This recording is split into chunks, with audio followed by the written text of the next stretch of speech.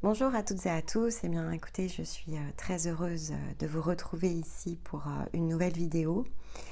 Et donc, je vais simplement ici mettre une courte introduction. Alors, une fois n'est pas coutume, avec un peu de précaution d'utilisation, puisqu'on va traiter durant cet épisode du cancer de ce que l'on a appelé la vulnérabilité cérébrale. Donc, il va y avoir deux vidéos avec une même introduction et donc des mêmes précautions d'écoute, de manière à ce que vous puissiez utiliser finalement ici ces informations pour votre propre développement.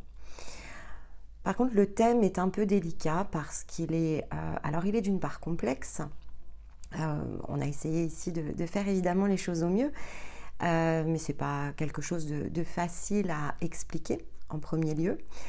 Mais dans une autre perspective, si vous préférez, ça peut être difficile, voire douloureux peut-être à voir de la sorte. Donc ce mouvement autour de la perspective, à partir de l'endroit où vous vous situez dans votre développement et donc de ce que vous connaissez de vous-même, de vos compréhensions et de la manière dont vous observez ici votre propre réalité et dont vous concevez dans cette réalité, peut effectivement ici rendre l'écoute difficile parce qu'on va évidemment parler de sentiments, on va parler ici de la manière dont le cerveau crée effectivement ces dynamiques et on va beaucoup parler d'interaction. Donc c'est important vraiment de comprendre qu'on explique ici le mécanisme qui emprisonne en fait quelque part notre pensée. Et donc le fait ici d'expliquer les choses dans cet angle-là peut rendre évidemment douloureuse l'écoute à ce titre. C'est-à-dire que on a une tendance qui est assez naturelle, et on va le décrypter notamment dans la première vidéo, à confondre émotion, donc cœur, ici, et effectivement la tête, donc les sentiments et ce que l'on éprouve ici, qui n'est finalement que le résultat d'une impulsion cérébrale. C'est la manière dont on comprend l'information ici qui la fait retentir à l'intérieur de nous. Alors évidemment, ça reste notre point de vue. C'est ça qui est très important. C'est pour ça que je mets beaucoup de précautions sur les deux vidéos qui vont suivre. C'est un point de vue, c'est le nôtre. Il est ouvert à débat. C'est-à-dire qu'on pourrait totalement ici en discuter. On n'aurait aucun a priori ici autour de ça. C'est le résultat de notre travail, donc de nos observations et de nos propres déblocages. Alors, on considère pas que c'est une vérité dans le sens universel, mais ici qu'il y a des opportunités de transmission qui pourraient vous permettre, pour vous-même en tout cas, d'en tirer bénéfice et donc de pouvoir libérer vraiment votre expression. Maintenant, si effectivement vous êtes dans un stade où cette réalité n'est pas encore suffisamment relative, c'est-à-dire que vous êtes fort imprégné encore de vos propres expériences humaines, ça peut être quelque chose de complexe à utiliser dans ce cadre. Peut-être qu'il faudra attendre, donc on vous conseillera toujours d'écouter malgré tout ici la publication et voilà, de prendre vos notes, de positionner ce qui vous gêne aussi parce que ça peut être vraiment de puissantes indications pour votre propre développement. Donc si des choses vous heurtent, justement, si elles heurtent vos sentiments, ici ces vidéos, c'est une zone vraiment qui peut être très intéressante pour des points de bascule que vous cherchez. Donc prenez ce qu'il y a à prendre. Encore une fois, vous pouvez réagir, les commentaires sont ouverts, on prendra évidemment ici le temps d'y répondre. Et puis, à partir de ce que vous allez ici peut-être exprimer autour de ça, eh bien, ça peut faire l'objet de vidéos complémentaires dans lesquelles on viendrait répondre à certaines situations en particulier. Mais encore une fois, ce qui est important ici pour nous, c'est justement vous aider au travers de cette playlist à observer le monde de façon différente. Et donc, on ne peut pas tronquer la transmission pour le simple prétexte, parce que ça serait évidemment ici un prétexte et un blocage que l'on autoriserait dans cette transmission finalement ici, alors qui est la nôtre et qui se diffuse ici auprès de vous, Donc ça nous paraissait assez finalement peu dans notre zone de neutralité que d'ignorer. Et vous allez voir qu'on va parler beaucoup des informations que l'on nie, justement. Alors, on doit s'appliquer, bien sûr, ici à nous-mêmes ce principe d'expression libre, bien que l'on a conscience, et c'est pour ça que cette introduction est longue, on a conscience que ces informations peuvent être reçues vraiment de différentes manières. Et on vous encouragera toujours à recevoir l'information, même si effectivement elle vous heurte, parce que c'est justement le fait d'être heurté qui permet le court-circuit. Donc on cherche dans ce travail que l'on fait ensemble à créer les points d'appui, parfois les courts-circuits, et donc peut-être effectivement qu'il peut y avoir des zones ici qui se mettent en court-circuit, et si c'est le cas, j'ai pas réellement envie de vous dire que l'on est désolé, parce que c'est pas la réalité en fait, on ne l'est pas, on fait ce que l'on est. Après, on peut effectivement ici utiliser la compassion, c'est-à-dire qu'on va essayer de mettre toutes les formes pour vraiment prendre le temps, voilà, d'expliquer et dire les choses telles qu'elles sont, avec aucune intention en tout cas ici de blesser, de renier quelque part votre expérience. C'est pas du tout le sujet, on cherche pas à l'atténuer, il n'y a pas de jugement ou de non-jugement ici autour de ça, mais simplement on essaye de travailler ici autour des faits et donc de vraiment vous aider, voilà, à prendre encore une fois des nouveaux appuis et donc à créer ce qu'il faut finalement ici à l'intérieur de vous pour que des perspectives bougent, voire parfois s'inversent, en tout cas qu'elles évoluent au-delà de ce que peut-être jusqu'à présent vous avez pu entendre. Donc c'est vraiment une volonté d'aller vers l'avant. Et donc on choisit évidemment ici d'opérer ces transmissions en intégrant les précautions d'usage, et j'espère voilà, que cette introduction, cette longue introduction, saura en tout cas faciliter l'écoute. Voilà.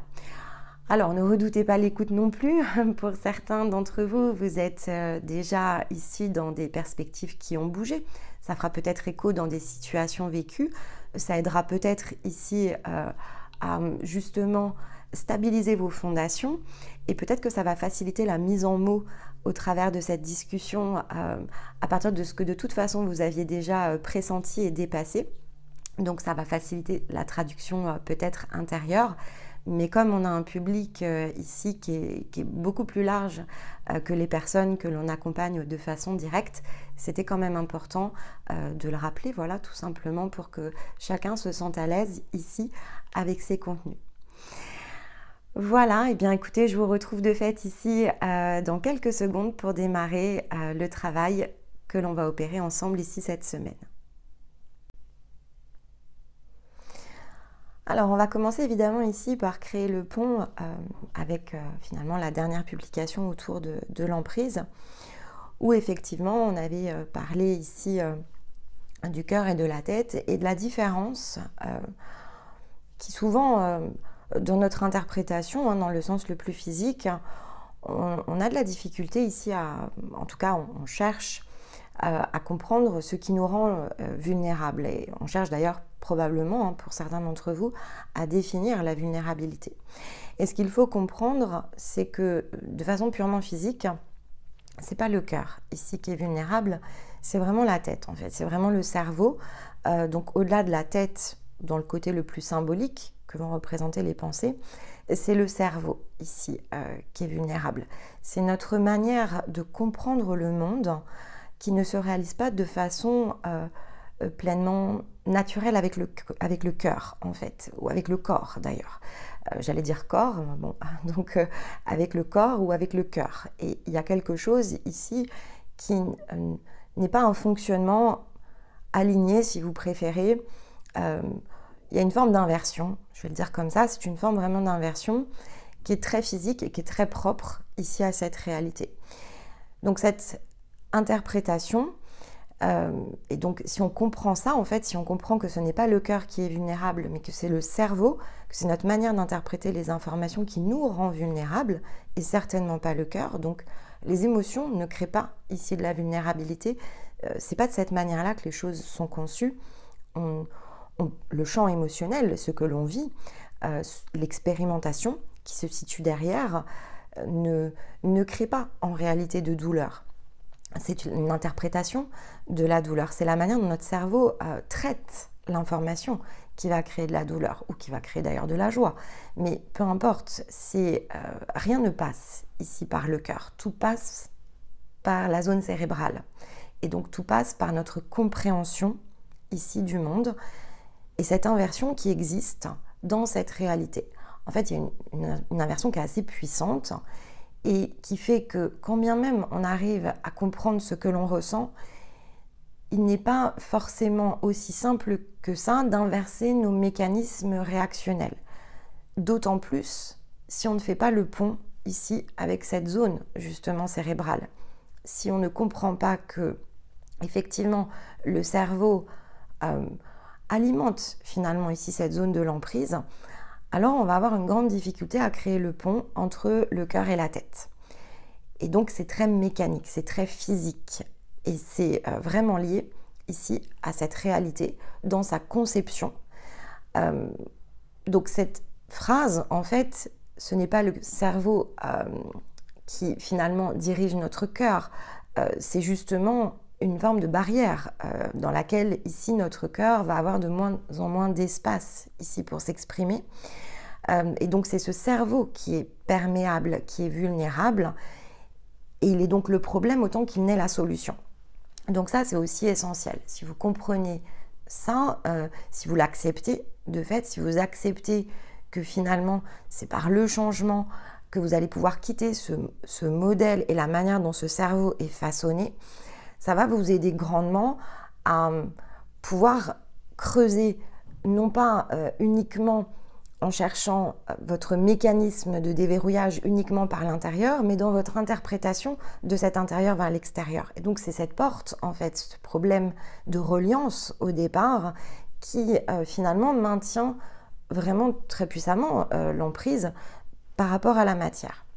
Donc il y a une forme d'acceptation, c'est pour ça que j'ai utilisé acceptation, c'est que déjà il faut accepter l'idée, parce que tant qu'on n'accepte pas l'idée, tant qu'on a l'impression finalement que ce sont nos émotions qui nous dirigent et donc que c'est notre cœur qui est vulnérable, eh bien il va y avoir une forme de blocage. En fait, on ne situe pas la zone de blocage au juste endroit, si vous préférez.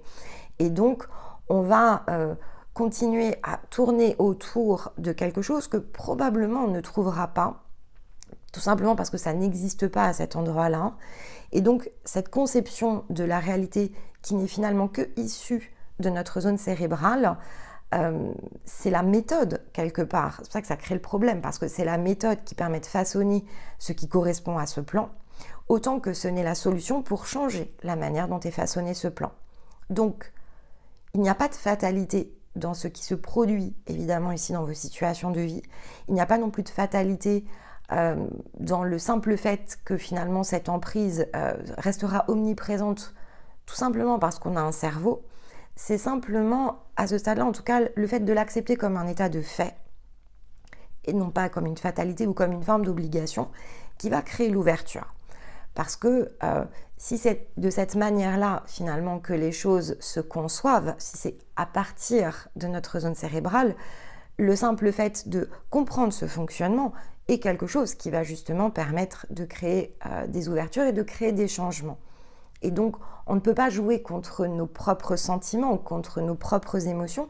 Il faut rééduquer notre façon ici de concevoir par la zone cérébrale ce plan pour qu'effectivement la réalité physique, telle qu'on la connaît aujourd'hui, évolue en fait. Donc c'est à peu près aussi simple que ça, même si dans les faits, c'est simple en théorie, c'est dans les faits en fait ici que les choses se compliquent, parce que eh bien, il y a tout ce que l'on connaît et une partie de nous sait qu'il y a tout cet inconnu, est capable de se dire que finalement les possibles sont infinis, mais c'est la méthode en fait ici au milieu qui peut générer évidemment ici des doutes et créer des blocages.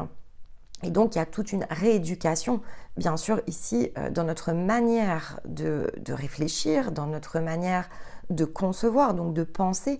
Et c'est vraiment l'utilisation ici de notre intelligence, de l'utiliser de façon différente, qui sera évidemment vecteur du mouvement et du changement de réalité dans la version la plus concrète. Donc, on peut rêver et espérer avec le cœur ou nourrir quelque chose avec le cœur si effectivement on ne travaille pas la zone cérébrale, si on n'habitue pas notre réflexion à bouger, à changer et à se donner l'opportunité du possible, alors il ne se passera rien. On suivra en fait ici une forme de fil et c'est pour ça que, en un sens, il faut différencier fatalité et fait. On est porté par la fatalité. Clairement, au départ, on est porté par la fatalité. Et d'ailleurs, on appelle ça destin. Alors là, pour celles et ceux qui ont suivi effectivement, notamment le monde intérieur, quand on était dans cette playlist-là, là, on est vraiment dans des choses qui sont assez psychologiques. Voilà, on appelle ça fatalité, on appelle ça destin. Il y a une forme de programmation. Ça relève vraiment ici du côté psychique.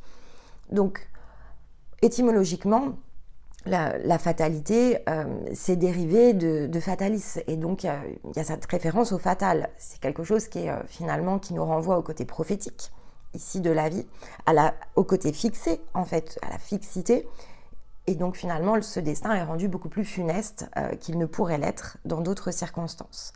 Si par contre on bascule de fatalité à fait, c'est-à-dire c'est un état de fait, ce n'est pas une fatalité.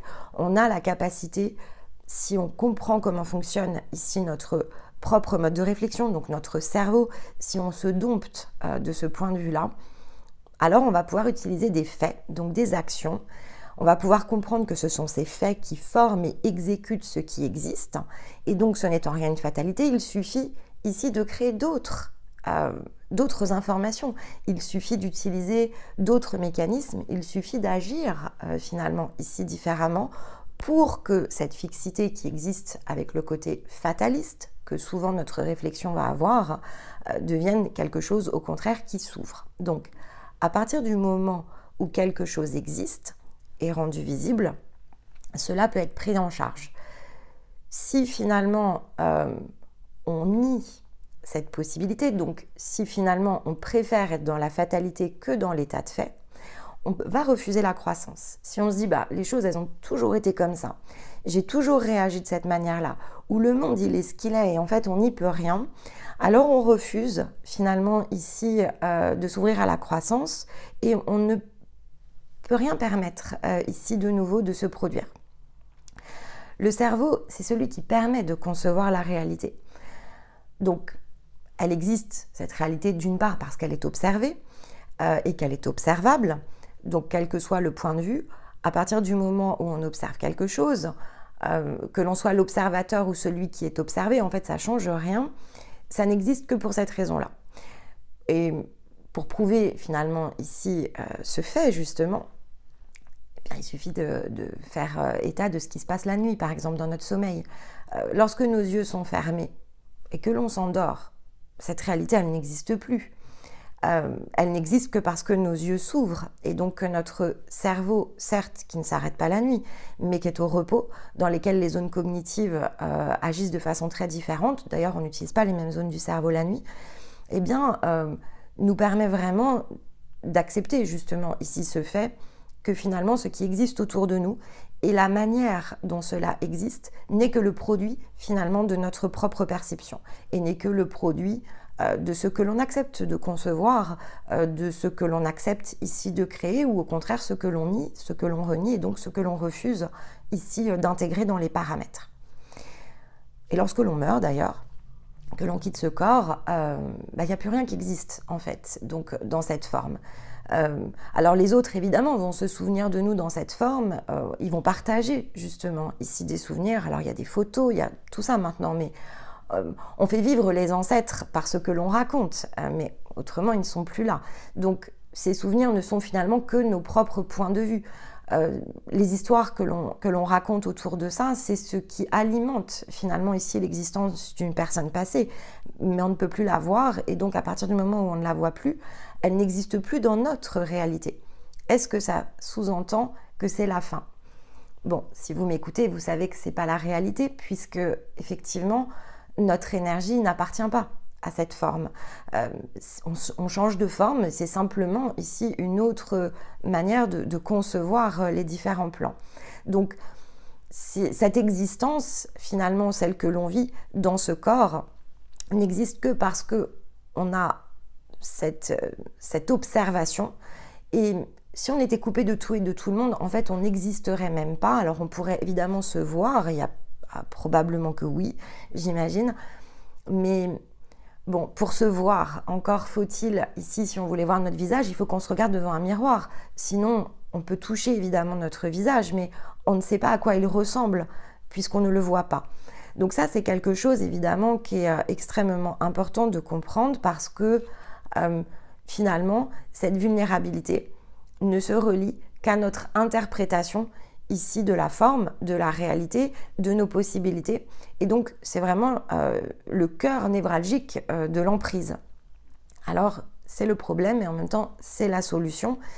Il faut comprendre pourquoi, effectivement, ici, cette inversion, en quoi elle est réelle, en quoi elle est tangible. Parce que, encore une fois, quand vous fermez les yeux, vous n'avez plus de problème, en fait, quand vous vous mettez au repos et que finalement vous mettez cette espèce de cerveau en off, qui n'est pas off lorsque vous êtes éveillé parce qu'il est justement en train d'interagir avec le monde. On ressent plus la peine, en fait, lorsque l'on dort. On ressent plus la souffrance, on ne sait même plus qui on est. Vous avez dû vous réveiller parfois certains matins en vous demandant où vous étiez. En fait, c'est à ça que ça ressemble. C'est-à-dire que le matin, on renaît et donc le matin, on se replonge en fait dans cette réalité. Pourtant, ça sera toujours une autre occasion de faire différemment. Mais c'est là où il y a la différence entre fait et fatalité. C'est que souvent, on va avoir tendance à continuer ce que l'on avait commencé la veille. Et donc, on va très peu considérer ici que l'on peut avoir cette espèce de point disruptif entre nous et la rivière et changer complètement le cours des événements chaque matin lorsque l'on se lève. On va se lever, on va reprendre ici une forme d'habitude, on va faire les choses d'une certaine manière, on peut les adapter bien sûr, mais on va rarement se lever tous les matins avec un point de rupture ici en tête. Bon, c'est pas une obligation, c'est simplement encore une fois un fait. Et parfois, certains matins, on va se lever complètement décidé et déterminé à faire différemment quelque chose. Et c'est là où on va engager une forme de point de rupture entre une ancienne façon de faire et la prise de conscience qu'il y a un autre présent et quelque chose de différent que l'on peut évidemment ici aller créer. Alors, ce qui est important, c'est de s'interroger sur ce qui nous empêche de vivre finalement. Parce que, ok, une fois qu'on convient que c'est pas le cœur qui est vulnérable, mais que c'est le cerveau, eh bien, pourquoi donc, et quand bien même cette information, on pourrait l'accepter,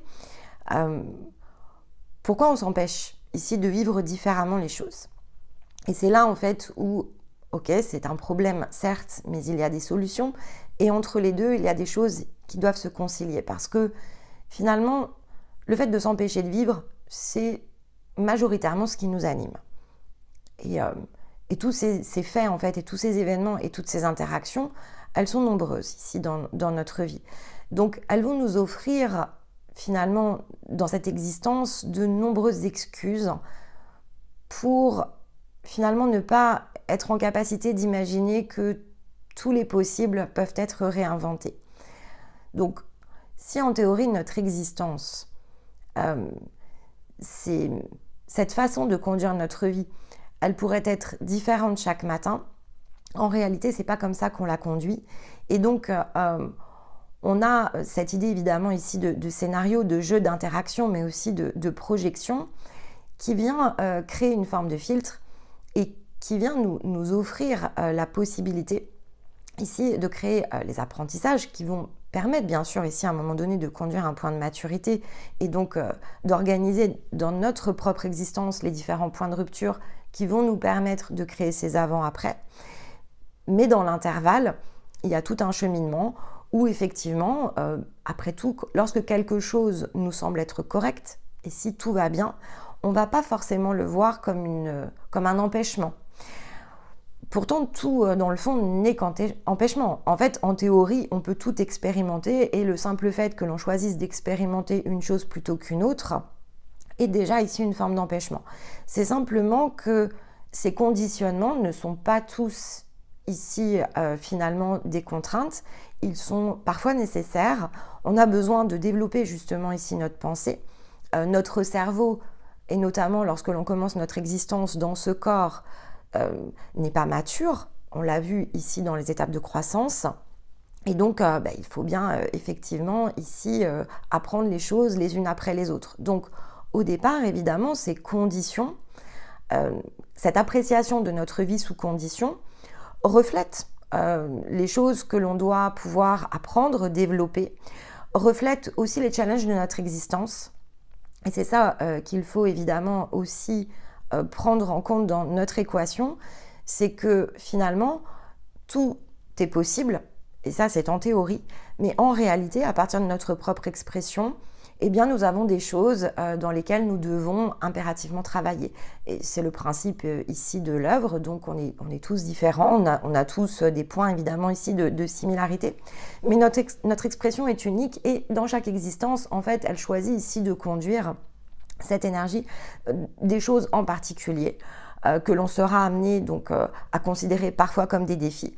On va vivre les choses comme des obstacles pour pouvoir justement développer cette maturité autour de la valeur de notre être, autour de la liberté, et comment vivre libre et comment passer ici de choses qui, lorsque l'on s'incarne, clairement sont probablement devenues obsolètes, et c'est le simple reflet de notre présence ici qui le manifeste.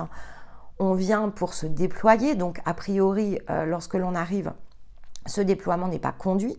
On va venir utiliser ce qui est obsolète pour voir comment, en fait, ici, au travers de notre propre expression, on peut remplacer les choses, apporter justement au travers de notre expression de la nouveauté, des changements, et comment, in fine et de façon collective, comment quitter un modèle pour pouvoir probablement en expérimenter un autre.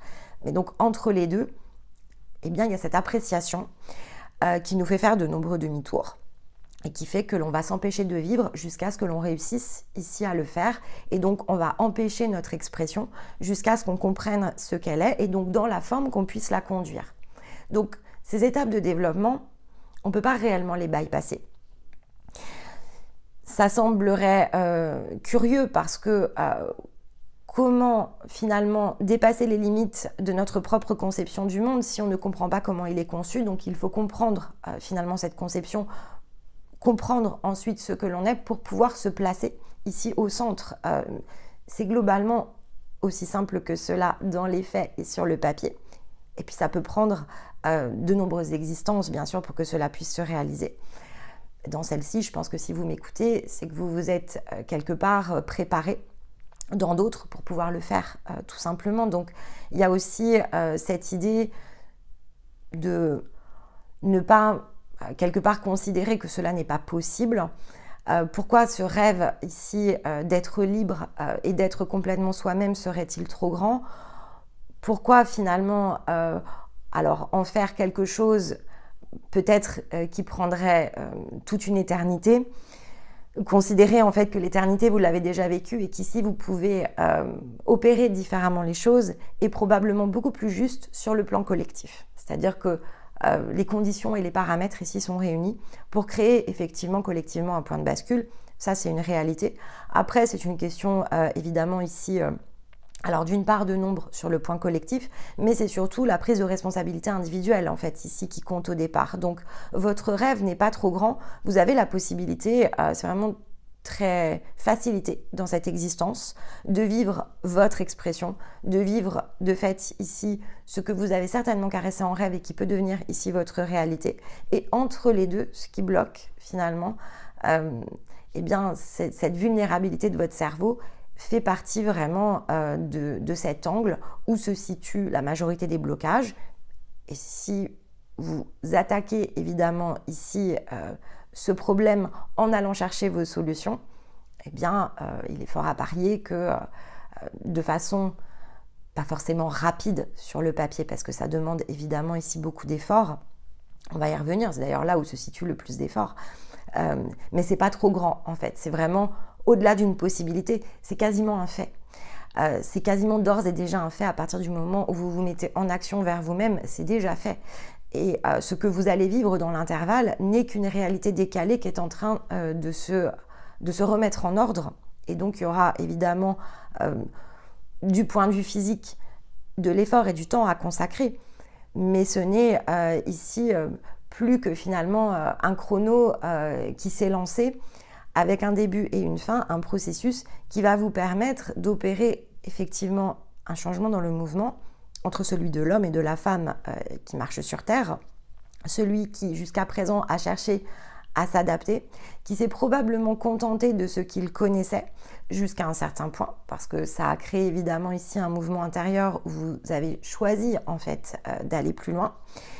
Mais donc, êtes-vous complètement devenu ce créateur? Pas encore, mais on va dire que par rapport à la partie ici la plus inconsciente, lorsque vous étiez complètement plongé dans le chemin de pensée collectif et la situation présente, il y a déjà un très gros mouvement, un très gros changement. Ces conditions de la pensée collective, c'est celles évidemment qui sont un frein à cette création libérée qui est la vôtre, donc à votre capacité ici réellement de créateur, dans l'adaptation évidemment de l'espèce, c'est-à-dire de l'humain que vous êtes et non pas de l'homme et de la femme qui marchent sur Terre. La difficulté, c'est que ça demande beaucoup d'efforts, c'est-à-dire qu'il est toujours plus facile de suivre le courant collectif que de venir non pas à contre-courant, mais de s'intégrer dans son propre courant. Parce que comme il n'appartient qu'à nous, évidemment ici, ça va passer par de la connaissance profonde de soi, et donc de faire avec l'existant est plus facile. En fait, c'est juste plus facile de penser par soi-même, de raisonner ici dans des terrains inconnus et beaucoup plus complexe. Ça demande plus d'énergie, ça demande probablement plus de courage, surtout par rapport à tout ce qui nous entoure et qui est particulièrement résistant. En fait, c'est là aussi où se situe la difficulté, parce que s'empêcher d'être, finalement, s'empêcher de vivre et s'empêcher d'être, c'est un mécanisme qui est beaucoup plus naturel, puisque le cerveau inverse évidemment ici l'interprétation de la réalité.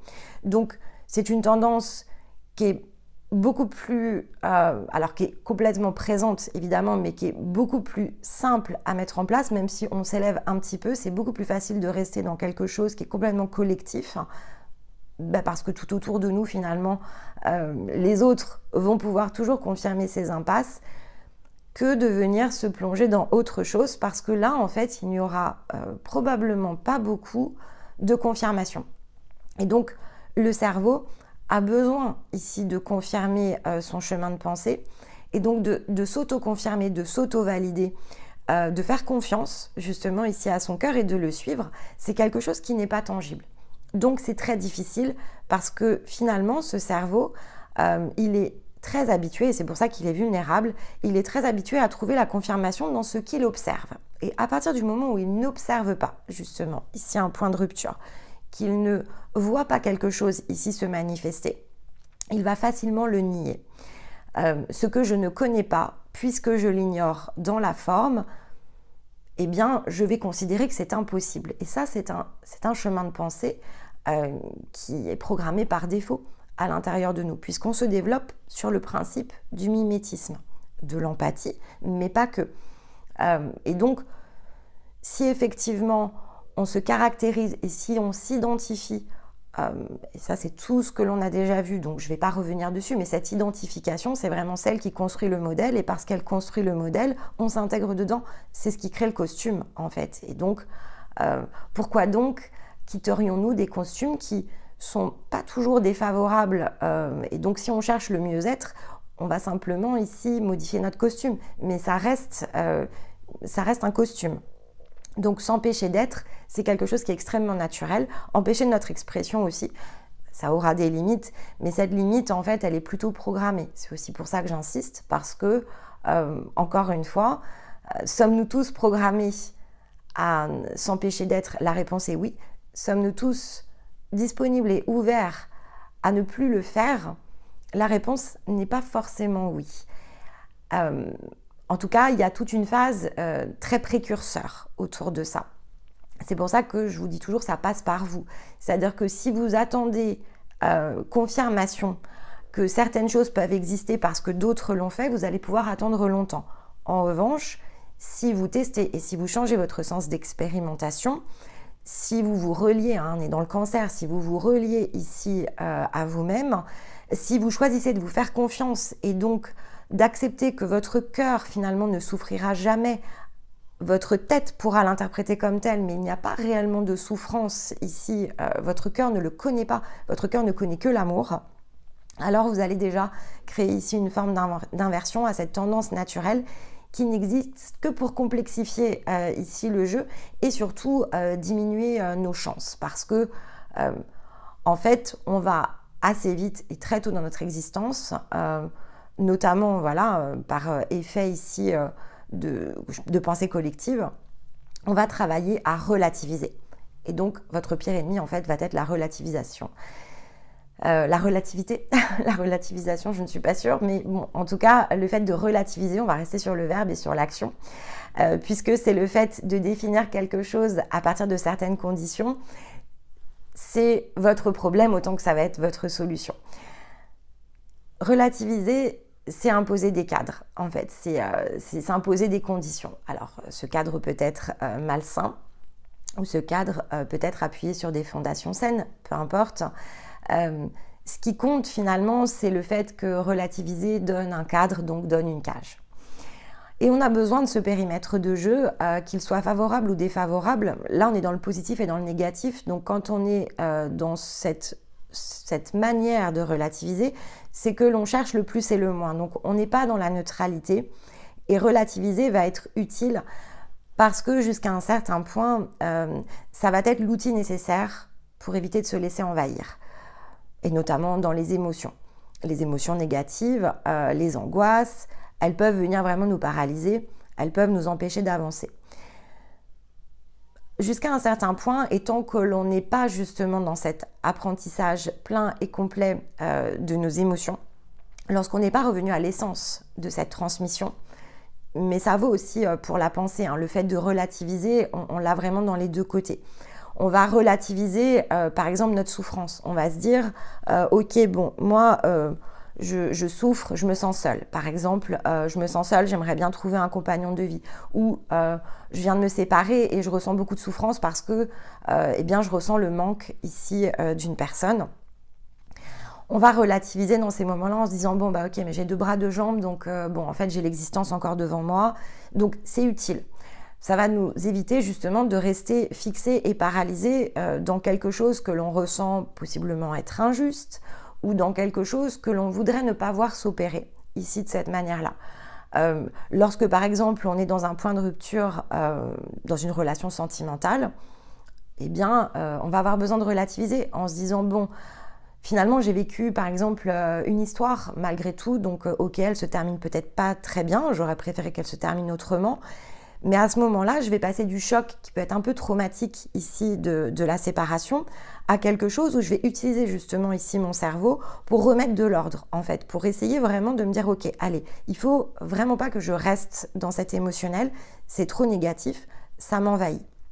Et lorsque d'ailleurs je ne le fais pas, eh bien je peux avoir des gestes ici envers moi-même où je peux me blesser. On va évidemment, on ne peut qu'évoquer des situations assez dramatiques, d'émotions qui sont beaucoup trop fortes. Le suicide, par exemple. Lorsque l'on est complètement envahi ici par des émotions, qu'elles sont extrêmement négatives et qu'on se sent complètement dans une impasse mentale, eh bien le court-circuit physique que va représenter le fait de se donner la mort, par exemple, c'est quelque chose qui nous apparaît comme étant la seule sortie. C'est une souffrance qui est tellement puissante et une absence justement ici de capacité à relativiser quelque chose en se disant j'ai la main et je vais pouvoir changer les choses, eh bien il y a quelque chose qui complètement nous sort ici du jeu et de façon évidemment violente. C'est bon, c'est un exemple qui est extrême mais que je prends à propos pour montrer ce que ça peut représenter. C'est pour ça que je vous dis, le fait de relativiser c'est votre plus grand ennemi. À un certain stade. Dans l'intervalle, c'est un outil. On doit impérativement relativiser les choses, mais on ne doit pas les laisser pour autant nous bloquer. On doit permettre d'utiliser cet outil pour justement ne pas aller trop loin ici dans nos extrêmes sur le point de vue émotionnel ou effectivement sur le point de vue de la pensée. Donc là, je fais le parallèle avec une autre forme qui reviendrait effectivement ici à considérer finalement notre situation au regard des autres, on a besoin de la relativiser dans la pensée. On a besoin, par exemple, notamment sur tout ce qui va toucher le côté le plus matériel, si on sent que l'on a peu, par exemple, on se dit j'aimerais bien avoir davantage ici dans ma situation matérielle, elle n'est pas confortable. Un des moyens de ne pas notamment se laisser glisser dans quelque chose qui est très dépressif et donc de garder suffisamment d'énergie pour rebondir en fait, ça sert aussi à rebondir le fait de relativiser, c'est de se dire ok bon, eh bien d'accord, peut-être que je dois me priver de telle ou telle chose, mais c'est vrai que dans d'autres circonstances, il y a des personnes qui ont bien moins encore que moi-même. Donc, relativiser dans ce sens-là nous aide quelque part à ne pas se créer des trous béants à l'intérieur de nous et à ne pas nous ankyloser dans vraiment des situations qui vont finir de toute façon ici par complètement se cristalliser. Si elles ne nous envahissent pas, on peut rester très immobile, où on se dit, par exemple, j'ai pas de chance, j'y arriverai pas, etc. Le fait de relativiser nous empêche en fait ici de trop jouer contre nous-mêmes. On se dit, bon, ok, c'est pas idéal, oui, probablement que je mérite autre chose, mais finalement, je vais utiliser l'extérieur en me disant ok, mais c'est vrai que dans d'autres zones du monde ou dans d'autres circonstances, eh bien, il y a des gens qui souffrent beaucoup plus que moi.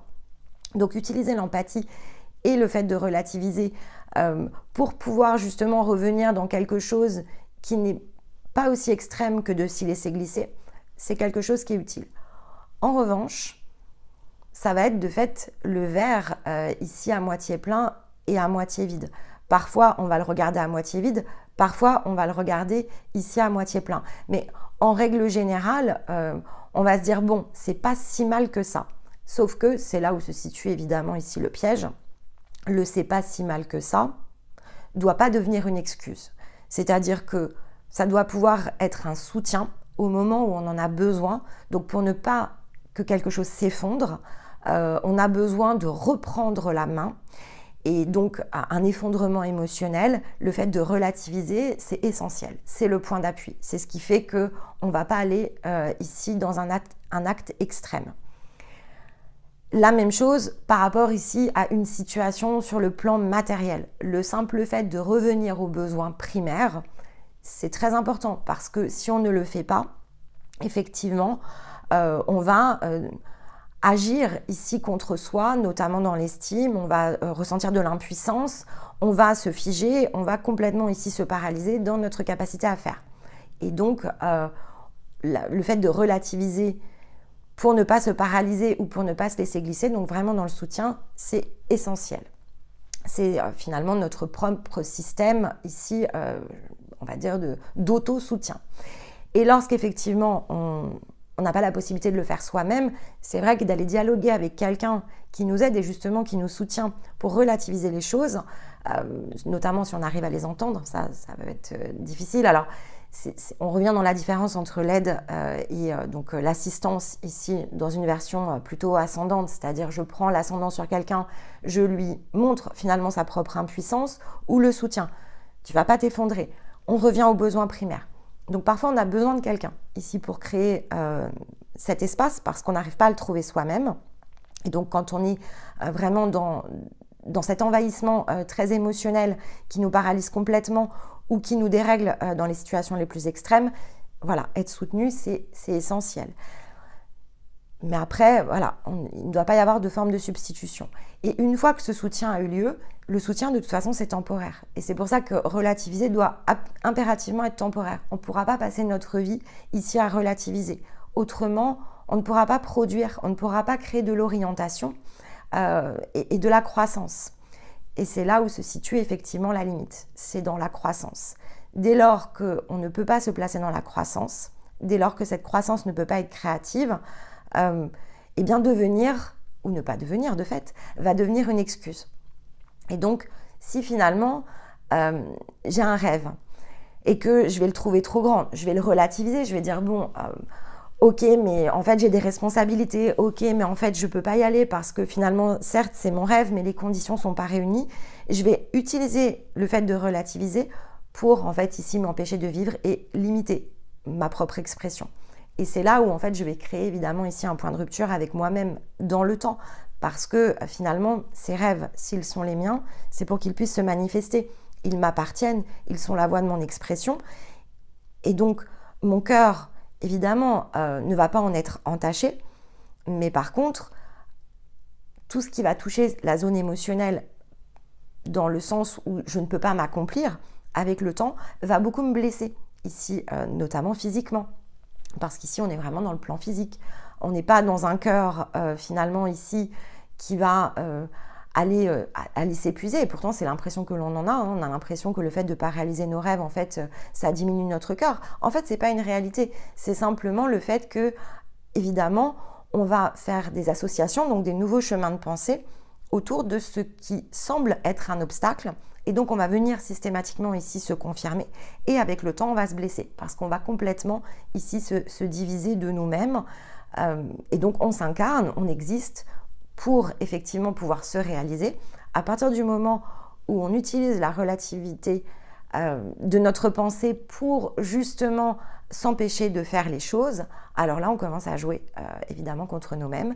Et donc, il n'y a plus ici de notion de croissance. Ce mouvement, il est donc temporairement utile, et donc il est utile, mais à partir du moment où il est temporaire. Dans l'état inconscient, bien sûr, c'est notre mode de fonctionnement, et ça doit être ici notre mode de fonctionnement. Les cadres, en théorie, et les conditions que l'on s'impose, elles ne sont pas malsaines. Elles vont devenir malsaines avec le temps, et ça, voilà, revenez vraiment dans le mécanisme de croissance. Au départ, on a des jambes et on ne sait pas s'en servir. Ensuite, on va commencer à prendre nos appuis ici avec nos pieds. L'enfant va commencer à faire du 4 pattes avant de réussir ici à se mettre debout. Et puis, il va commencer par marcher avant de courir.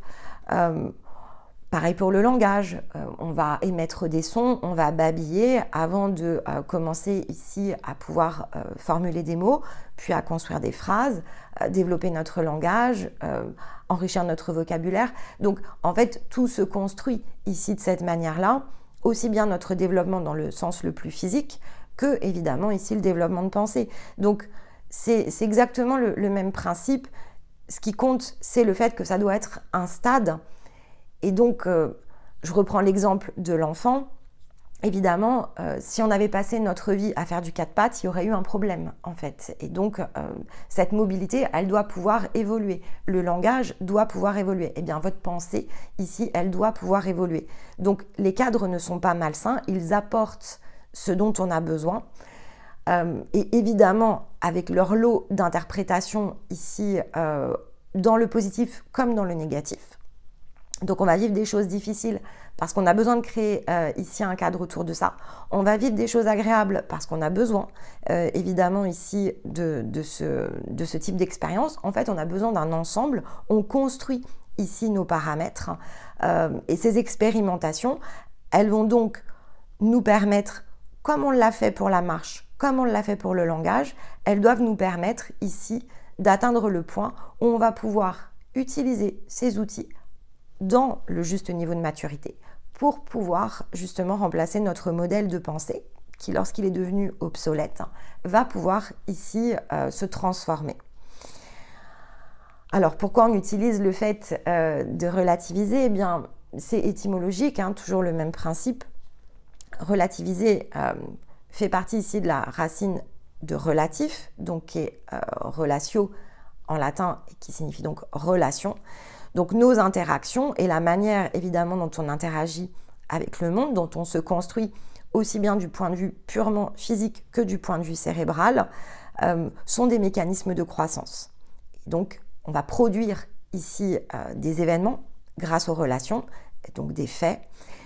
On va les percevoir jusqu'à un certain stade et ça peut se renforcer évidemment ici par le champ de croyance à partir de cette structure qui est la nôtre, de l'endroit dans lequel ici on a créé un costume.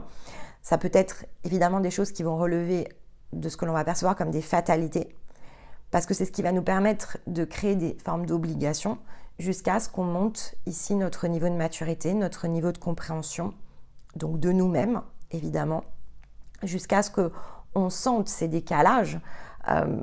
On peut les sentir évidemment dans la zone émotionnelle, le corps peut parler, il y a énormément de formes, donc l'idée n'est pas de faire ici état de l'ensemble des formes, c'est plutôt d'expliquer que ces mécanismes évidemment sont très complexes et que toutes ces obligations, à un moment donné, lorsque l'on sera disposé ici à le faire, on peut commencer à complètement remettre de l'ordre dans ce désordre que l'on a créé en fait. Et ça, c'est vraiment très important de le comprendre. Ce que l'on remet en ordre, c'est ce que l'on a créé comme désordre. On va passer évidemment ici par une phase de chaos, mais tout cela nous concerne de façon complètement directe.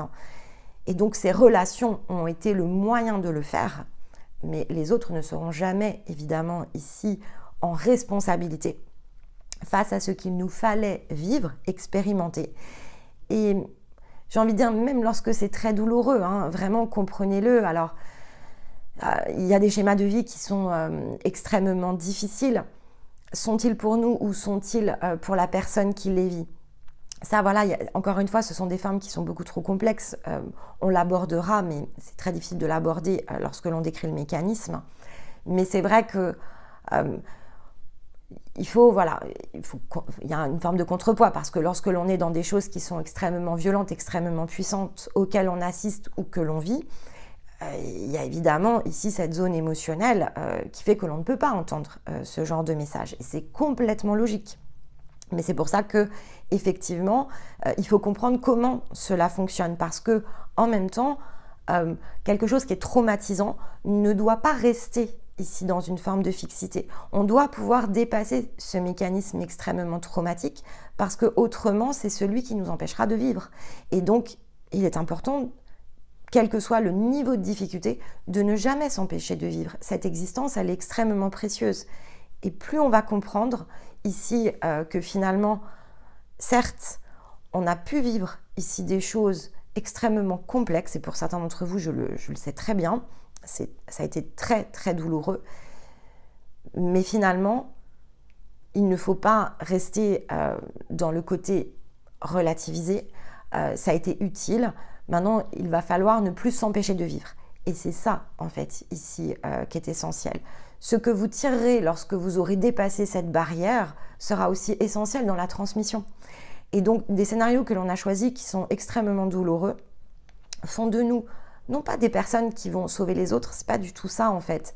Elles vont apporter ici une forme d'expérience qui est extrêmement puissante. Je vais donner un mot comme ça, mais ça reste un mot. C'est les grandes voies de la sagesse, en fait. Et donc, finalement, des personnes qui ne vivent pas ce genre de traumatisme, c'est pas que ça fait d'elles des personnes plus légitimes ou moins légitimes. Elles vont avoir leur propre expérience sur d'autres domaines, en fait. Mais sur ce domaine en particulier qui est le vôtre, qui peut avoir été une expérience extrêmement traumatisante, il a vraiment du sens. Et c'est à vous, ici, de justement en faire un fait et non pas une fatalité. Donc de pouvoir utiliser cette expérience une fois qu'elle est transcendée pour quelque chose qui pourra être mis au service de votre expression pour justement modifier les modèles qui sont devenus obsolètes et qui peuvent vous avoir concerné ici dans des formes justement que vous avez pu ressentir et vivre de manière très injuste, mais qui dans le fond ne le sont que parce qu'elles existent. Et donc vous avez la capacité entre vos mains de faire, peut-être pas qu'elles n'existent plus dans le sens le plus collectif, mais d'en faire quelque chose qui va pouvoir opérer ici une forme d'ouverture, donc de donner de la valeur et du sens ici à ce qui vous a jusqu'à un certain point empêché de vivre et qui, puisque ce n'est pas une fatalité, ne deviendra plus votre demain. Et c'est là où se situe évidemment ici la force de votre propre existence. Donc ça, c'est extrêmement personnel, c'est votre propre chemin de croissance, mais soyez simplement assurés, peut-être pour certains rassurés, ce que vous avez vécu, chaque pièce de votre puzzle a du sens. Mais ça a du sens pour vous et ça a du sens pour ce que ça va vous aider à construire, à transmettre, à façonner ici, autour de ça. Donc ça ne vous définit pas en tant qu'individu. Cette histoire, finalement, elle va pouvoir et elle doit pouvoir appartenir au passé. Et pour ça, il va falloir travailler dans la zone cérébrale parce que c'est celle-ci qui a été exposée vraiment à cette emprise et à cette vulnérabilité. Mais c'est en même temps le problème et la solution. Et donc, vous portez vraiment ici les deux. Et si vous avez vécu le problème, c'est parce que vous êtes porteur de la solution. Et donc ça, c'est vraiment quelque chose qui est très, très puissant. et qui produit probablement les plus grands changements. Donc, il faut reconnaître la valeur de ce que cela peut apporter, même si dans l'intervalle, évidemment, on ne sait pas forcément quoi en faire. Et c'est pas grave. Ce qui compte, c'est de complètement dépasser ici cette zone où justement le cœur pourra prendre le relais et où cette vulnérabilité, qui n'est finalement que l'effet très mécanique lié à la zone cérébrale, va pouvoir finalement libérer cette existence et donc libérer cette vie, bien sûr, ici qui est la vôtre. Alors, ça nous permet de créer le pont, évidemment, ici, alors avec l'autre angle que l'on ira approfondir dans 15 jours, qui est le sentiment. Parce que, en fait, tout se passe à cet endroit-là. Et donc, ce qui crée de l'attachement. Le sentiment, c'est quelque chose qui se lie dans la zone cérébrale à un élément précis, que ce soit un événement, donc une situation, ou que ce soit une personne. Une émotion, elle peut ne pas avoir d'objet précis. On peut ressentir une émotion même sans qu'il se produise quoi que ce soit. C'est quelque chose qui peut vraiment nous traverser et qui n'est pas lié à un événement en particulier ou qui n'est pas lié à une personne. On peut vraiment ressentir de la joie sans que ce soit lié à quelque chose qui soit aussi figé que va l'être ici le sentiment. Donc, ce que l'on appelle sentiment, donc qui doit vraiment être différencié des émotions. C'est important. Les émotions et les sentiments sont deux choses très différentes. Les émotions sont primaires, mais les sentiments donnent de la variation. Mais c'est les sentiments qui donnent des variations de l'émotion primaire et pas l'inverse. Donc, on n'a que 4 émotions, en fait, ici à l'intérieur de nous. On est capable, évidemment, ici, d'exprimer de la joie, de la peur, de la tristesse et de la colère. Et tout ce qui se situe autour, par exemple la haine, est le sentiment ici qui va s'associer à l'émotion de la colère, dans lequel des événements, des situations, des personnes sont venues quelque part créer ce sentiment, sont venues le construire à l'intérieur de nous. Lorsque l'on arrive sur Terre, ça n'existe pas. On ne ressent pas de la haine pour qui que ce soit ou pour quoi que ce soit. On a accès évidemment ici à notre version la plus pure, la plus naturelle si vous préférez, et le reste va construire et donc va conduire ici le développement de ces sentiments qui avec le temps évidemment ici peuvent créer des attachements en particulier, mais surtout de fait ici une forme de programme. Donc les sentiments, ce sont des émotions que l'on a conscientisées, ni plus ni moins conscientisées. Donc là ici on parle bien de zone cérébrale, on parle bien du cerveau. Les associations d'émotions positives ou négatives, de fait, ici, sont concernées. Donc ça, c'est vraiment très important. Et notre cerveau, au travers, effectivement, ici, de ce qu'il va avoir capté, de ce qu'il va avoir perçu et donc interprété, va mettre certaines choses dans certains contextes. Ces interactions, elles ont été vécues et donc, elles vont avoir pour effet de m'attacher ou de me détacher. Alors évidemment, selon l'association que votre cerveau va avoir créée. C'est donc le produit de votre perception. C'est vraiment ça qu'il faut comprendre. C'est que ce que vous ressentez, ce que vous sentez ici pour une personne ou dans une situation ne fonctionne que par configuration. Il y a des choses ici que votre cerveau a assimilées d'une certaine manière et donc ça a créé ici une réponse qui devient évidemment très automatique. Mais ce n'est qu'une interprétation ici de votre cerveau, alors qui va avoir tendance bien sûr à se propager et qui va donc façonner votre manière d'interpréter l'existence. Alors il y a une différence bien sûr entre interprétation et réalité. Et c'est pour ça qu'on parle de perception. C'est-à-dire qu'une même personne qui aurait vécu la même chose n'aura pas forcément construit ici la même interprétation. Elle ne va pas vivre les choses de la même manière. Et donc vous pouvez complètement copier-coller votre vie à partir d'une autre construction, vous n'obtiendrez pas ici un même résultat. C'est un système qui est beaucoup plus complexe que ça et qui relève vraiment de votre identité propre. Autant que finalement on peut avoir de la répétition dans les résultats, des situations prédéfinies. Et tout ça en fait, avec le temps, ça va renforcer votre zone d'attachement. On dit par exemple que l'affection grandit avec le temps. C'est une réalité. Si vous êtes avec quelqu'un depuis longtemps, oui, il y a de l'affection. L'affection, avec le temps, elle se renforce avec ce que vous allez vivre ici avec cette personne. Si vous vivez des choses agréables, si vous construisez ensemble des souvenirs, alors l'attachement va augmenter. Ce sentiment ici et cette importance que va prendre la personne dans votre vie va augmenter à partir de ce que vous allez vivre ensemble. Est-ce que c'est de l'amour? C'est une réponse complexe à un stimuli ici du cerveau. Donc, si vous me posez la question, est-ce que c'est de l'amour? Est-ce que je suis en train de partager de l'amour? Vous partagez de l'affection. Ça ne signifie pas que vous partagez de l'amour. Ça va grandir avec le temps à partir de la manière dont vos sens sont stimulés. Mais ça aura potentiellement pour effet de se disloquer. Tout dépend de ce que cette relation, donc tout dépend de ce que finalement votre existence manifeste. Donc c'est votre scénario de vie en fait. Et ça, finalement, ça vous appartient. Mais par contre, il faut comprendre la différence, évidemment, ici entre les deux. Entre le sentiment et l'affection, donc le sentiment d'amour et l'expression de l'amour.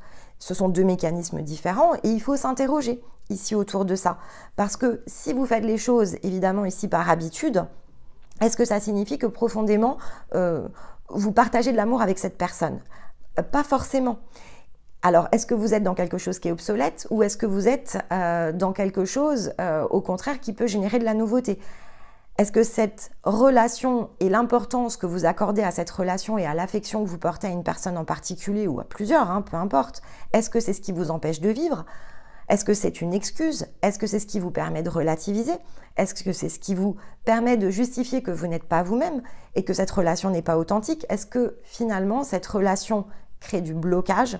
Est-ce que cette affection qui grandit avec le temps, qui pourra se disloquer du jour au lendemain, mais qui peut continuer évidemment à grandir, dans quelle zone ici elle se situe? Est-ce que ça crée de la distorsion? Est-ce que ici elle vous permet de travailler la loyauté, la culpabilité, la responsabilité, le jugement? Ou est-ce qu'elle est vecteur de votre liberté?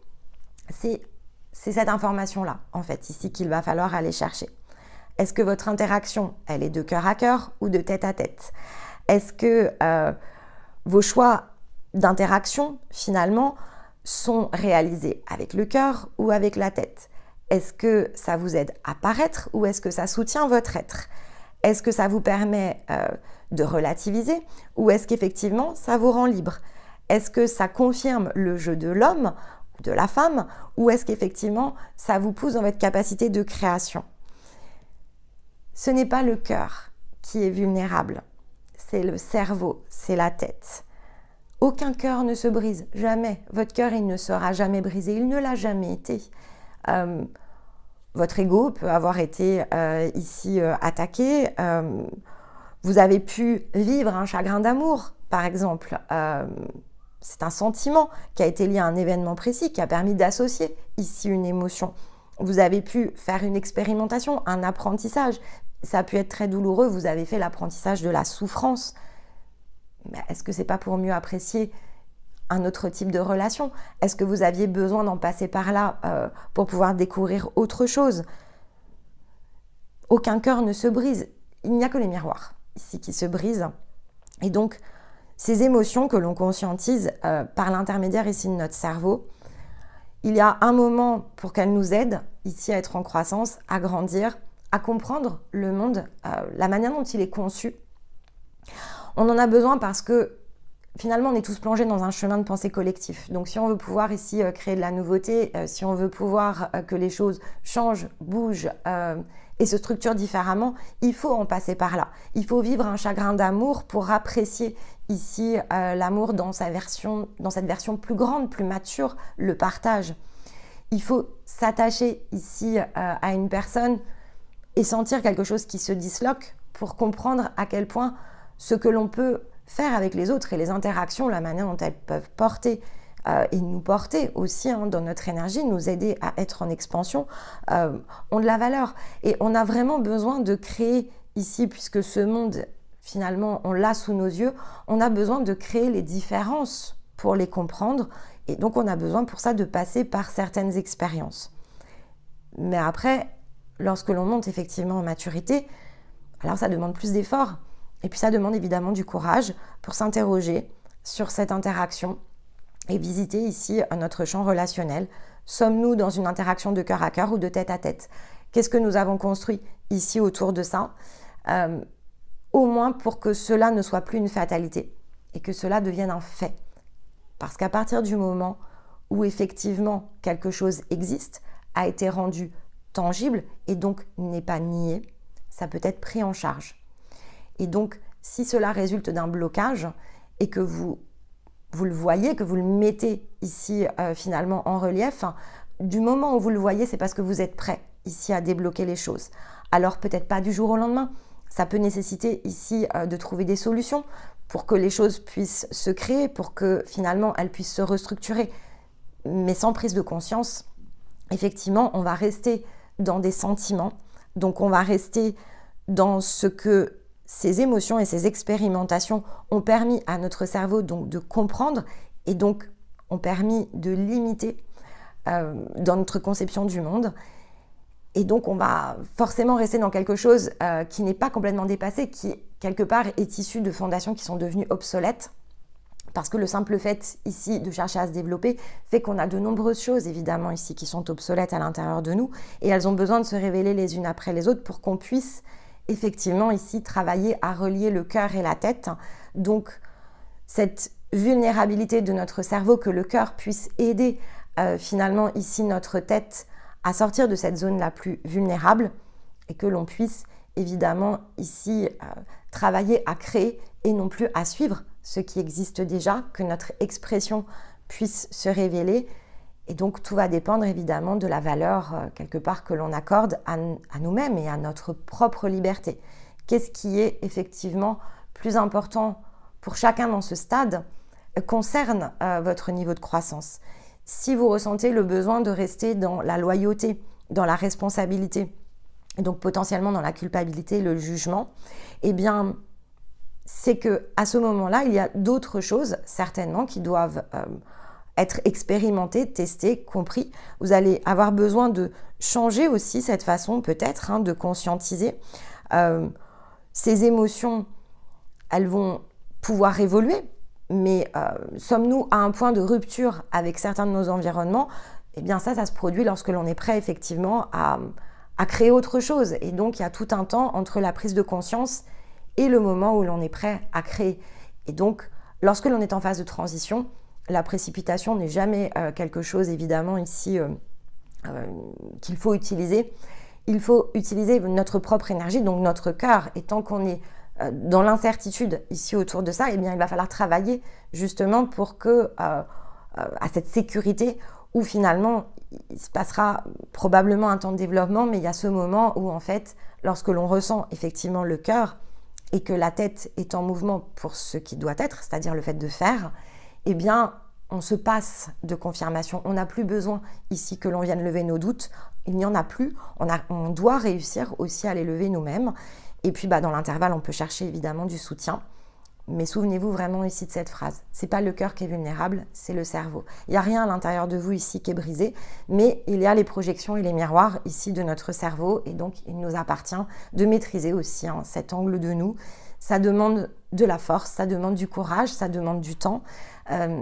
Mais la seule personne finalement qui s'empêche de vivre, c'est aussi nous-mêmes lorsque l'on choisit de nier ou de renier ces différents faits et de se laisser tout simplement ici glisser dans d'autres chemins. Et entre les deux, on navigue. Et donc, il y a des choses qu'on va nier et renier jusqu'à ce qu'on soit prêt tout simplement ici à les prendre en charge. Donc, bien sûr, ici, dans ce processus de reliance, j'espère que cette vidéo saura mettre le premier éclairage que l'on ira évidemment ici compléter dans la zone la plus intime, en travaillant notamment la différence entre famille et foyer pour repositionner ce processus ici autour de cette emprise qui finalement nous bloque dans notre existence au centre de notre propre contraire et que ça crée bien sûr ici de nouvelles opportunités. Voilà pour nous cette semaine. Eh bien, écoutez, j'espère que ça saura vous inspirer. Donc, je vous retrouve dans 15 jours pour la suite. Et puis, dans l'intervalle, j'ai évidemment hâte de vous lire et de voir comment tout cela ici résonne avec vos propres situations de vie. Mais en attendant de vous retrouver pour la prochaine publication, eh bien, je vous embrasse et je vous dis à très vite. Bye bye!